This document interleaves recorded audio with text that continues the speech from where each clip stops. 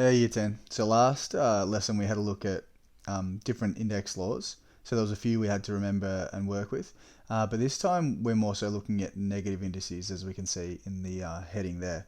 Uh, the reason we're doing that is sometimes we'll see negative indices, but it's important to show our answers with positive ones. So it's really important that we know how to kind of change between them.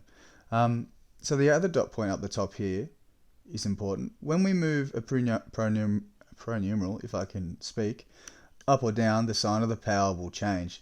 Now, there's a couple of rules here showing that. So if we have a certain pronumeral, this could be a number either, and it has a negative power, that's actually the same as one on top of that same thing, except with a positive power. And the same thing over here. Do you see how we've got a negative power down the bottom? That's the same as if we sort of get rid of that one and we've got just that base and we change the power to positive.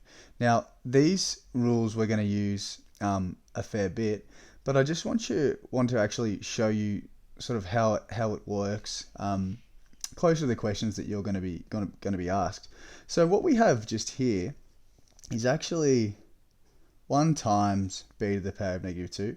Obviously, there's always 1 times everything out the front, but we don't necessarily have to write that, do we? Because it doesn't change anything.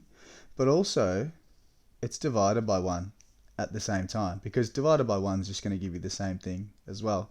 So when we've got negative powers, or whatever powers we've got, you can actually change them from being up the top to go down the bottom, and you can just keep swapping them if you want. The thing that's going to happen is the power is going to change. So what can happen here, I'm going to leave that one up the top, and I leave that one down the bottom as well. But with this b, because it's got a negative power, instead of writing it up the top there, I can move it down to the bottom, and that 2 is going to become positive. So the answer is actually 1 on b squared. Now, with all these ones that I've drawn, you don't necessarily have to do that. I'm just trying to show you the idea that the only thing that's moving is that letter. The denominator there is staying the same, the number is staying the same down the bottom, and whatever the numerator is staying the same up the top as well. So let's have a look over at this one, because it might be a bit more clear when we start to do this, because I'm not sure if you understand from that last one.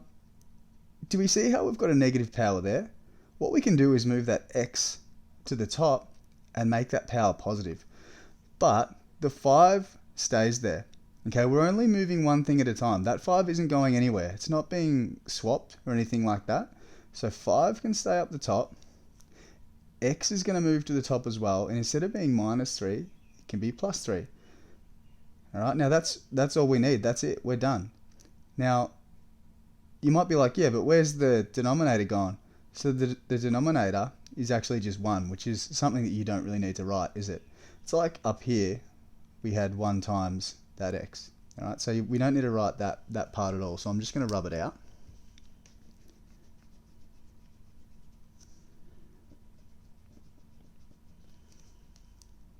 Okay, let's go down to the next example C. We've got a few things here. We've got a 5, we've got an x squared, and we've got a y to the power of negative 4. Okay, so there's sort of 3 different things. We've got our normal number, our x's, and our y's. Now, this 5, that doesn't have a negative power. That can stay up the top of our fraction. This x, that's got a positive power. That can stay up the top. But this y, we don't like that because it has a negative power. So, I'm not moving the things that are already positive powers. I'm only moving the one with the negative power. So our 5 can stay up the top. Our x squared can stay up the top. But this y, I can move that to the bottom. But instead of being negative 4, it's going to be positive 4. Okay, so there we go. We've expressed that exact same thing, except with positive powers. All right, let's look at D. Last one. So I can see that we've got a negative power up the top with the x's, but we've also got a negative power down the bottom. Okay, so we can move this to the bottom, it'll become positive. We can move this to the top, it'll become positive. And let's see where we go from there. Remember, this 4 and 3, they stay where they are. They don't have negative powers, they don't need to go anywhere. So we've got a 4 up the top, got a 3 down the bottom. Okay, this is going to the bottom, x to the power of 3, that power becomes positive. And this is going to the top to make that power positive as well. There we go. So when you swap it, it changes the sign of the power as we had written up the top. Alright, now I don't think we should really leave it like this because some of the x's can cancel out, can't they? So there's 4 x's up the top, 3 down the bottom. So 4 on 3 is going to stay, except only 1 x is going to remain up the top because the other ones get cancelled out. Okay, so we're done with that one.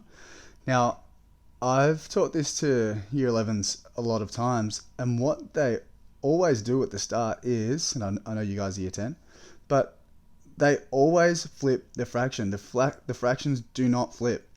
So it's not like we go from, hang on, I'm just making this one up here.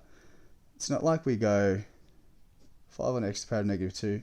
That doesn't become x squared on 5. It hasn't flipped. We only want, that's wrong, we only want to move the thing with the negative power. So that x to the power of minus 2 would go to the top. And that's the same thing. Okay, so hopefully those examples help you out. In our lesson plan, the questions that I want you to have a go at are written there. So have a go at those ones now. Thanks, guys.